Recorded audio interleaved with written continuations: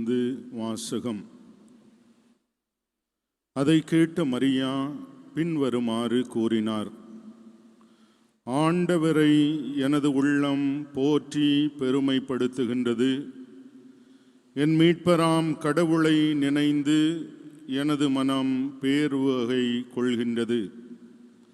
ஏனெனில் அவர் தம் அடிமையின் தாழ்நிலையை கண்ணோக்கினார்.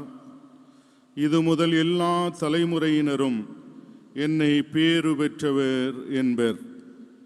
ஏனெனில் வல்லவராம் கடவுள் எனக்கு அரும்பெரும் செயல்கள் செய்துள்ளார்.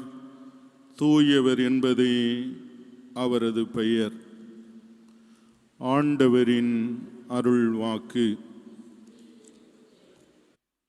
7 கடற்துறையின் ஏக அடைக்கலத்தாயும் எல்லா மக்களுக்கும் இனிய காவலுமாக விளங்கும் திவ்ய சந்த மரிய தஸ்னேவிஸ் மாதாவின் அன்பு பிள்ளைகளே, இந்த தாயை நேசிக்கும் உங்களுள் ஒருவனாக இந்த தியானத்தை பகிர்ந்து கொள்ள விரும்புகிறேன். சில கேள்விகளை மட்டும் எழுப்பி நான் கடந்து செல்வேன். தாயின் பிள்ளைகள் ஒன்றாக கூடி தாயின் மகிமையை தியானித்து ஜெபிப்பதுதான் வழக்கமும் நோக்கமும் கூட. கத்தோலிக்க திரு அவையானது இறை வார்த்தை மற்றும் மரபு என்று 2 தூண்களில் நிற்பதால் அவளை பற்றிய இறையியலும் 2க்கும் பங்கமிழைக்காமல் செல்ல வேண்டும் என்பதே எனது பார்வை. அவ்வாறே கத்தோலிக்க திரு அவை தனது வழிபாட்டு மரபிலும் புனிதர்களுக்கு வணக்கம், அன்னை மரிக்கு உயர் வணக்கம் என்று தெளிவாக கற்பித்திருக்கிறது. ஆக இந்த 2 அடிப்படைகளுக்குள் நின்று இன்று உங்களோடு தியானிக்க விரும்புகிறேன். எளியோரின் தாய் என்ற தலைப்பில் இன்று அவளை தியானித்து எனது நம்பிக்கையை பகிர்ந்து கொள்வது மட்டுமே என் அருளுரையின் நோக்கம். என்னை பொறுத்த அளவிலே ஒரு எளிய தாய்தான் எளியோரின் தாயாக இருக்க முடியும். சில வருடங்களுக்கு முன்பாக மறையுரையாற்றிய கோட்டாறு மறைமாவட்ட ஆயர் மேதகு நசரேன் சூசை 2 சொற்களை பயன்படுத்தினார்கள். அன்னையிடமிருந்து கற்றுக்கொள்வோம், அன்னையை உற்று பார்ப்போம். இன்று நாம் எளிய தாயிடமிருந்து கற்றுக்கொள்வோம், எளியோரின் தாயை உற்று பார்ப்போம். அன்னை மரியா ஒரு எளிய தாய். பழைய ஏற்பாட்டிலே எஞ்சினோர் என்று ஒரு சிறிய கூட்டம் உண்டு. இவர்கள் யார் என்றால், இஸ்ரவேல் மக்களுள் எல்லா விதமான புற தாக்கங்களுக்கு இடையேயும் யாவே கடவுளை சிக்கென பற்றி கொண்டவர்கள். ஏறக்குறைய இதே வகையிலே ஏன் இவர்களே கூட கடவுளின் ஏழைகள், அனாவிம் ஆஃப் காட் என்றும் அழைக்கப்பட்டார்கள். இந்த மரபிலே வந்தவள்தான் நமது நேச தாய். திருத்தந்தை 16ஆம் பெனடிக்ட் இவ்வாறு கூறுகிறார்: கடவுளின் ஏழை என்று அழைக்கப்படுவோரின் 2 உளப்பாங்குகள் என்னவென்றால், 1 எந்த பற்றுமின்றி கடவுளை மட்டுமே சார்ந்திருக்கும் உளப்பாங்கு. 2 கடவுள் தனது தெய்வீக ஆச்சரியங்களை வெளிப்படுத்த ஒருவர் தன்னையே அர்ப்பணிக்கும் உளப்பாங்கு. இந்த 2ம் நம் நேச தாயை தவிர வேறு யாருக்கு அதிகமாக இருந்திருக்க முடியும்? அவளிடம் எந்த பற்றும் இருந்ததாக தெரியவில்லை. அழைத்தவருக்கு தன்னை அர்ப்பணித்து அவருடைய ஆச்சரியங்களை தாங்கி செயலாற்றும் பாங்கும் அவளுக்கே உரியது என்பதனை வேதத்தை வாசித்து புரிந்து கொள்ளுங்கள்.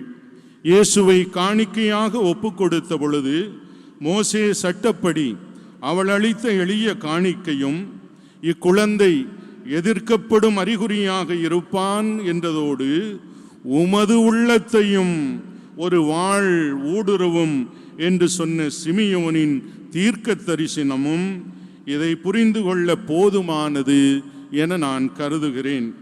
ஒருவேளை நான் சுருக்கமாக சொன்ன விவிலிய பின்னணியோ திருத்தந்தையினுடைய கருத்தோ புரியவில்லை என்றால் நமது சாதாரணமான மொழியில் அவளை நான் ஏன் எளிய தாய் என்று சொல்லுகிறேன் என்று கேட்டுக்கொள்ளுங்கள்.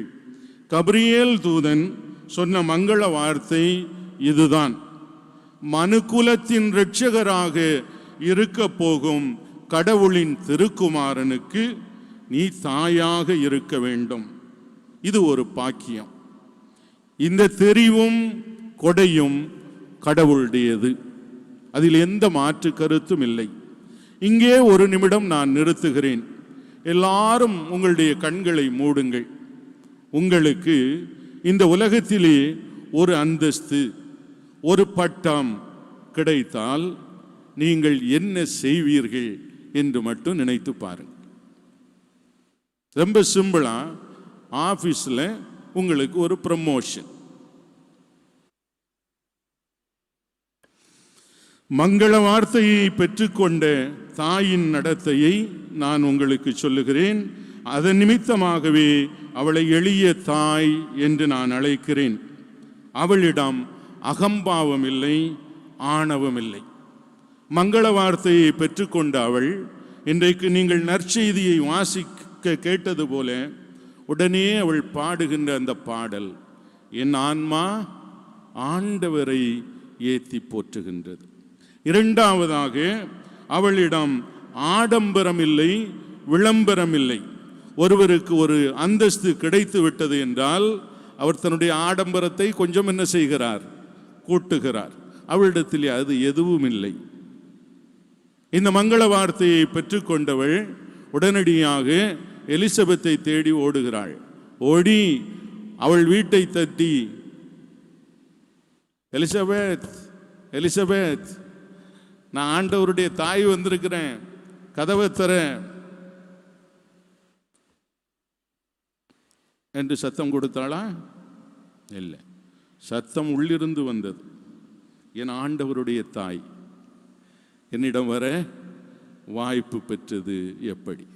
இன்றைக்கு ஒரு அந்தஸ்து கிடைத்ததென்றால் அதிலே வருகின்ற ஆடம்பரம், அதை குறித்து நாம் செய்கிற விளம்பரம் எல்லாம் நமக்கு தெரிந்ததுதான்.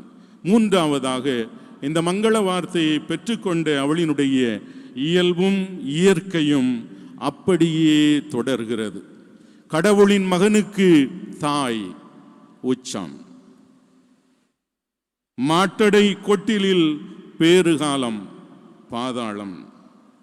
இரட்சகரின் தாய் உச்சம், கல்வாரியிலே குற்றவாளிக்கான மரணம், பாதாள அனுபவம். உச்சத்தில் அவள் நம்மை போல் ஆடவில்லை, பாதாளத்தில் அவள் ஒடுங்கி போகவும் இல்லை. என் நிலையிலும் என்னை அழைத்தவர் உண்மையுள்ளவர் என்ற உறுதிப்பாடு அவளிடத்திலே இருந்தது.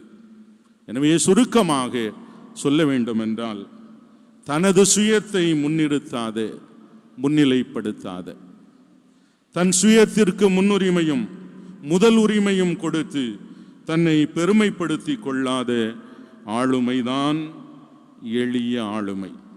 எனவே அந்த எளிய தாயிடம் நாம் கற்றுக்கொள்வோமாக.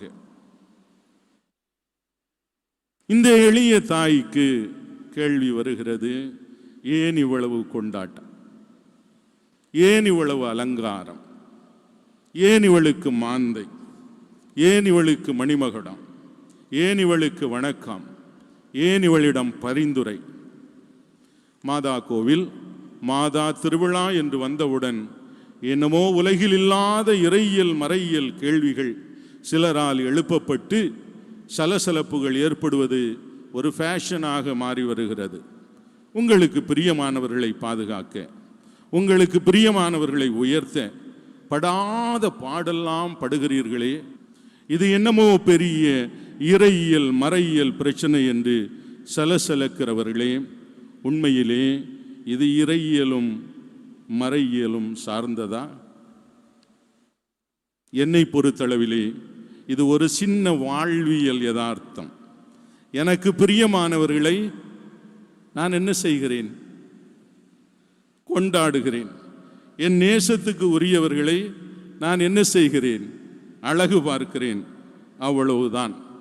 அவளுக்குரிய உயர் வணக்கமும் அவளது பரிந்துரை நாடுவதும் காலம் காலமாக தவறாமல் திரு அவையினுடைய தந்தையர்களால் நமக்கு எந்த மாற்றமும் இல்லாமல் கற்பிக்கப்படுவதுதான். நான் இவைகளை எல்லாம் இப்படித்தான் பார்க்கிறேன். ஒரு உருவகத்தை நான் உங்களுக்கு சொல்லுகிறேன், புரிந்து கொள்ளுங்கள். ஒரு அம்மா தெருவிலே ஆப்பம் சுட்டு பிள்ளைகளை வளர்த்து அதில் ஒரு பிள்ளையை என்ஜினியராக்கி அவன் எப்படியோ அவன் கப்பலுக்கு போய் அவனுடைய உழைப்பால் உயர்ந்து அவன் கேப்டனும் ஆகி அவன் தூத்துக்குடிக்கு வந்து ஒரு பிரம்மாண்டமான பங்களாவை கட்டியிருக்கிறான். அவன் யாரை வைத்து பால் காய்ப்பான்? அவன் நல்ல மகனாக இருந்தால் அவன் தாயை முன்வைத்துத்தான் பால் காய்ப்பான். நிமிடத்துக்கு நிமிடம் அவளிடத்திலே போய் கேட்பான், என்ன செய்வது? அவள் சொல்வது போல அவன் என்ன செய்வான்? செய்வான். எனவே எந்த மனமாச்சரியமும் எனக்குள் இல்லாமல் மீண்டும் சொல்லுகிறேன், எனக்கு பிரியமானவளை நான் கொண்டாடுகிறேன், எனக்கு நேசமானவளை அழகு பார்க்கிறேன். அவ்வளவுதான். ஏன் மகுடம், ஏன் நகைகள்? ஒருவர் ஒரு குருநிலையிலிருந்து ஆயர் நிலைக்கு உயர்த்தப்படுகின்ற பொழுது ஏன் அவருக்கு தங்க வெள்ளி செயின்கள், விலை மதிப்புள்ள கல்பதித்த மோதிரங்கள், தங்க வெள்ளி முலாம் பூசப்பட்ட செங்கோல்கள்? உங்கள் இறையியலும் மறையியலும் அப்பொழுதெல்லாம் கண்டிப்பாக ஒளிந்து கொள்ளும் என்று எனக்கு தெரியும். ஏன் வணக்கம்? பெற்றவர் பெரியவரின் பாதம் தொட்டு வணங்குவதையெல்லாம் நீங்கள் பார்த்ததில்லையா? வீட்டை விட்டு வெளியே செல்லும் போது ஒருவேளை இறந்த தாய் தந்தையருடைய படம் இருந்தால் அதை தொட்டு முத்தம் செய்துவிட்டு நீங்கள் போவதில்லையா? பிரதர், கொஞ்சம் ஜெபம் படிங்க. வணங்குவதில்லையா? ஃபாதர், கொஞ்சம் ஆசீர்வாதம் பண்ணுங்க. அப்போவெல்லாம் உங்களுடைய முகத்தில் எத்தனை வாட் பிரகாசத்தை நாங்கள் வெளியில் இருந்து பார்க்கிறோம். அப்போ உங்களுக்கு இறையியலும் மறையியலும் மறந்து போய்விடுமா? ஏன் பரிந்துரை? கூப்புறப்படுத்து நான் உட்பட இறைமக்கள் கூட்டத்தின் முன்னால் குறுப்பட்டம் வாங்கும் பொழுது என்ன பாடினார்கள், பாடுவார்கள் என்று ஞாபகம் இருக்கிறதா? மறதி வியாதி இருந்தால் நினைவுபடுத்துகிறேன், புனிதர்கள் பிரார்த்தனை. இவர்கள் பரிந்துரையே வேண்டாம் என்று அன்று எழும்பி ஓடியிருந்தால் கூட நிறைய நல்லவைகள் நடந்தே இருக்கும். இனி இவைகளுக்கெல்லாம் துணையாக ஆயரின் அறிவுறுத்தல், ரோமையில் இருந்து வந்த ஆவணம் என்று சும்மா இருக்கிறவர்களை எல்லாம் துணைக்கு அழைப்பது. திருத்தந்தை பிரான்சிஸ் மட்டுமே இன்றைக்கு நமக்கு உதாரணமாக வேண்டும். திரு அவையினுடைய உள்ளும் புறமும் அவர் இடது சார்பு சிந்தனை கொண்டவராக, முற்போக்காளராக சில குழுக்களால் விமர்சிக்கப்பட்டு கொண்டே வருகிறார். பயங்கரவாத நாடுகளுக்கு கூட அப்போஸ்தலிக்க பயணம் போய் வந்துவிட்டார். அவரே அவ்வாறு பயணம் மேற்கொள்வதற்கு முன்னும் போய் வந்த பின்னும் ஒரு மலர் கொத்தை தூக்கி கொண்டு இந்த ஆலயத்தினுடைய முன்னோடி ஆலயமாக கருதப்படுகிற மேரி மேஜர் பேராலயத்தில் உள்ள தாயை பார்க்கத்தான் என்ன செய்கிறார்? ஓடுகிறார். குருவுக்கு மிஞ்சிய சிஷ்யர்களா? எனக்கு தெரியாது. இப்பொழுதும் ரோமையிலிருந்து குருக்கள் பேராயத்திலிருந்து ஒரு ஆவணம் வந்திருக்கிறது. திருப்பலி திருவருட்சாதனங்களுக்கு வசூல் செய்யாதீர்கள். உங்கள் நிதி நன்னடத்தையை பார்த்து மக்கள் உங்களை தாங்குவார்கள் என சொல்லப்பட்டிருக்கிறது. அப்படிப்பட்டவைகளை எல்லாம் சேர்த்து சொல்ல வேண்டியதுதானே இவைகளெல்லாம் கேட்கக்கூடாது என நினைத்து நான் கேட்டதற்கு ஒரே ஒரு காரணம்தான். எளிய மக்களின் எளிய விசுவாசத்தை கொச்சைப்படுத்தாதீர்கள். அவர்களின் எளிய விசுவாசத்தில்தான் இந்த திரு அவையானது இன்னமும் தொங்கிக் கொண்டிருக்கிறது என்பதனை மேலை நாடுகளின் அனுபவங்களில் இருந்தாவது கற்றுக்கொள்ளுங்கள். ஒருவேளை அவர்களின் எளிய விசுவாசம் இன்னும் தூய்மைப்படுத்தப்பட வேண்டுமென்றால் கற்றுக்கொடுங்கள். அவர்கள் கேட்பார்கள். இன்று அவர்கள் செய்வதெல்லாம் உங்களை போன்றவர்கள் கற்றுக் கொடுத்தது தானே. அருள் நிறைந்த மரியே வாழ்கன்னு எல்லாரும் சொல்லிட்டு இருந்தான், அப்படித்தானே? அப்புறம் அருள்மிக பெற்றவரேன்னு சொல்லுங்கன்னாங்க. அதுவும் அவன் சொல்ல ஆரம்பிச்சிட்டான். இப்ப திரும்ப அருள் நிறைந்த மரியேன்னு சொல்லுங்கன்னு 2019 இருந்து திரும்ப சொல்ல ஆரம்பிச்சிட்டாங்க. இந்த வடிவேலு சொல்ற மாதிரி கண்ணை கட்டுதுப்பா. இயேசுவினுடைய பார்வையில் அவரது நற்செய்தியின் வழியில் தேவைப்படின் நம்முடைய எளிய விசுவாசத்தை 3 வழிகளில் தூய்மைப்படுத்தலாம். யோவான் நற்செய்தி 2ஆம் அதிகாரம் 12 படியுங்கள். எருசலேம் தேவாலயம் இயேசுவால் தூய்மைப்படுத்தப்பட்டது.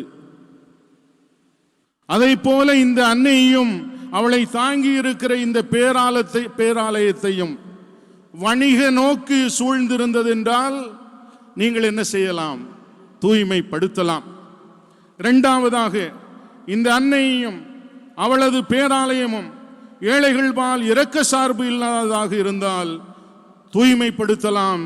ஏனெனில் அது ஆண்டவனுடைய கட்டளை. யோவான் நற்செய்தி 12ஆம் அதிகாரத்திலே படிக்கிறோம். ஒரு அம்மா வந்து ஆண்டவருடைய பாதத்திலே விலை உயர்ந்த தைலத்தை ஊற்றி என்ன செய்வாள்? கழுவுவாள். அப்போது ஆண்டவருடைய திருத்தூதர்கள் ஒருவரான யூதாஸ் இஸ்காரியோத் என்ன சொன்னார்?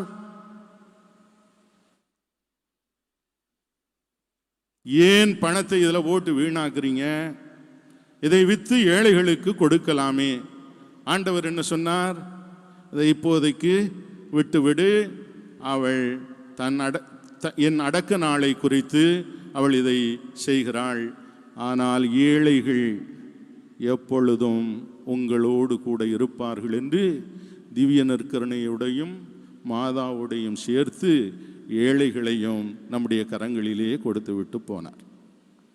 எனவே இந்த அன்னையும் அவளுடைய பேராலயம் ஏழைகள் வாழ் இரக்க சார்பு இல்லாததாக இருந்தால் நீங்கள் கண்டிப்பாக தூய்மைப்படுத்தலாம். ஆனால் திருத்தூதரான யோவான் கடந்து போக மனமில்லை, அவருக்கு கமெண்ட் அடிச்சிட்டார் இந்த நிகழ்ச்சியை பற்றி.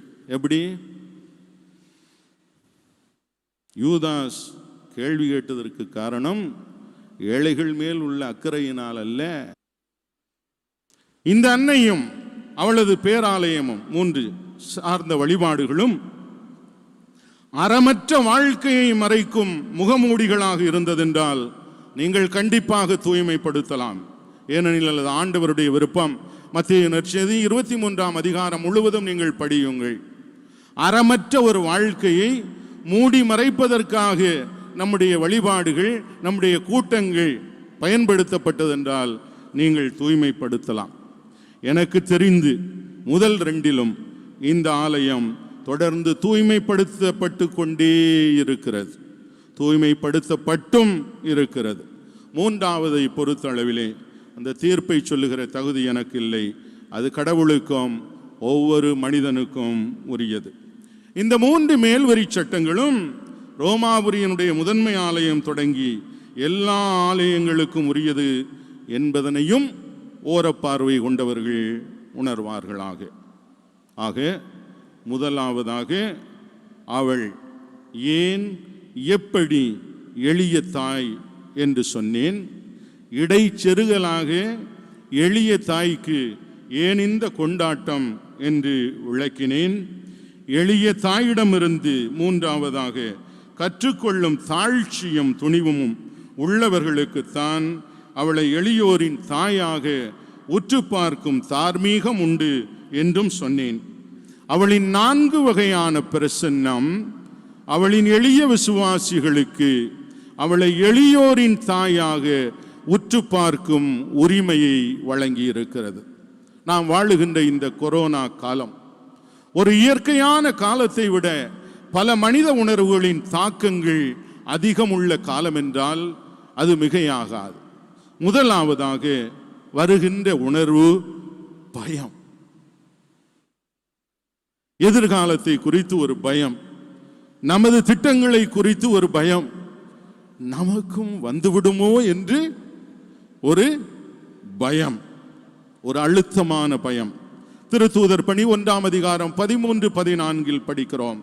பேதுரு, யோவான், யாக்கோபு, அந்திரேயா, பிலிப்பு, தோமா, பார்த்தலமேயு, மத்தேயு, அல்பேயுவின் மகன் யாக்கோபு, தீவிரவாதியான சீமோன், யாக்கோபின் மகன் யூதா ஆகியோர் திரும்பி வந்தபின் தாங்கள் தங்கியிருந்த மேல் மாடிக்கு சென்றார்கள். அவர்கள் அனைவரும் சில பெண்களோடும் இயேசுவின் சகோதரர்களோடும் அவருடைய தாய் மரியாவோடும் இணைந்து ஒரே மனத்தோடு இறைவனிடம் வேண்டிக் கொண்டிருந்தார்கள். எதற்காக? பயத்தை போக்குகின்ற பரிசுத்த ஆவியானவருடைய வருகைக்காக. நீங்களும் அம்மாவின் ஜெப பிரசன்னத்தை துணைக்கு அழையுங்கள். இரண்டாவது உணர்வு கோபம், ஆத்திரம், புரியாமை கலந்த ஒரு மன அழுத்தம் இந்த காலத்திலே பலருக்கு இருக்கிறது. லூக்கா நற்செய்தி 2ஆம் அதிகாரம் 48 முதல் 51 வசனத்திலே படிக்கிறோம். அவருடைய பெற்றோரும் அவரை கண்டு வியப்பில் ஆழ்ந்தனர். அப்பொழுது அவருடைய தாய் அவரை நோக்கி, மகனே, ஏன் இப்படி செய்தாய்? இதோ பார், உன் தந்தையும் நானும் உன்னை மிகுந்த கவலையோடு தேடிக்கொண்டிருந்தோமே என்றார். அவர் அவர்களிடம், நீங்கள் ஏன் என்னை தேடினீர்கள்?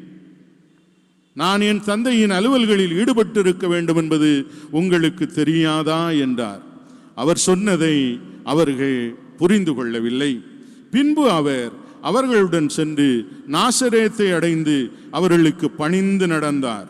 அவருடைய தாய் இந்நிகழ்ச்சிகளை எல்லாம் தமது உள்ளத்தில் பதித்து வைத்திருந்தார். மௌன பிரசன்னம், கோபம், ஆத்திரம், புரியாமை உணர்வுகள் மேலோங்கும் பொழுது அவளது மௌன பிரசன்னத்தை துணைக்கு அழையுங்கள்.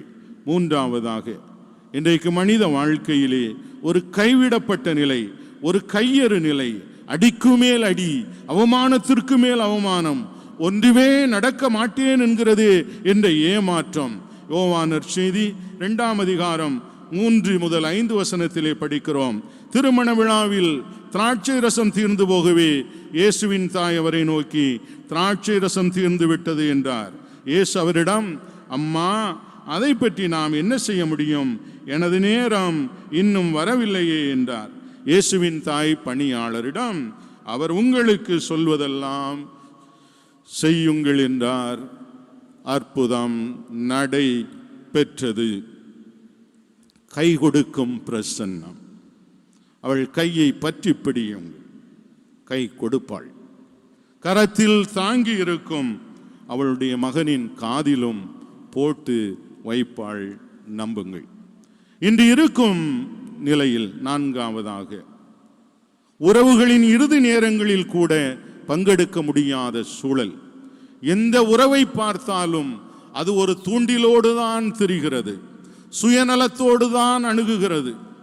மங்கள வார்த்தையை பெற்றுக்கொண்டவள் என்ன செய்கிறாள் என பாருங்கள். லூக்கா நற்செய்தி 1ஆம் அதிகாரம் 39-40. அதன்பின் மரியா புறப்பட்டு யூதேயா மலைநாட்டில் உள்ள ஒரு ஊருக்கு விரைந்து சென்றார். அவர் சக்கரியாவின் வீட்டை அடைந்து எலிசபெத்தை வாழ்த்தினார்.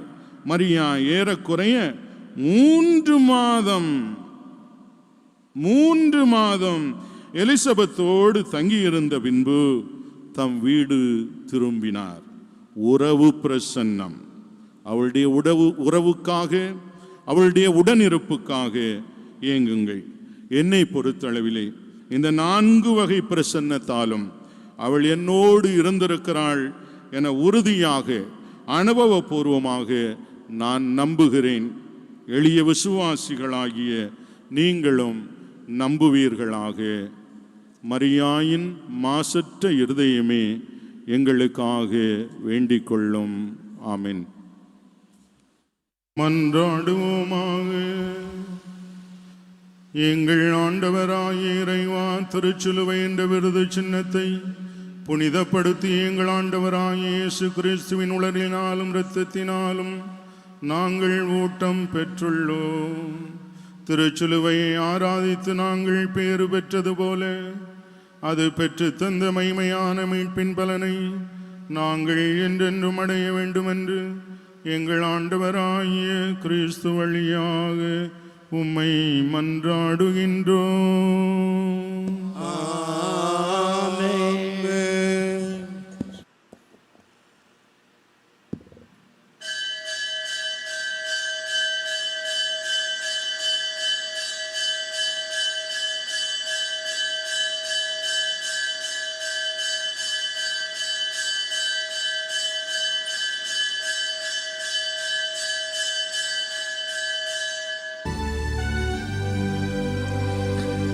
Sit laus Deo Patri, Sumo Christo Deus, Spiritui Sancto, Triboro Honorum.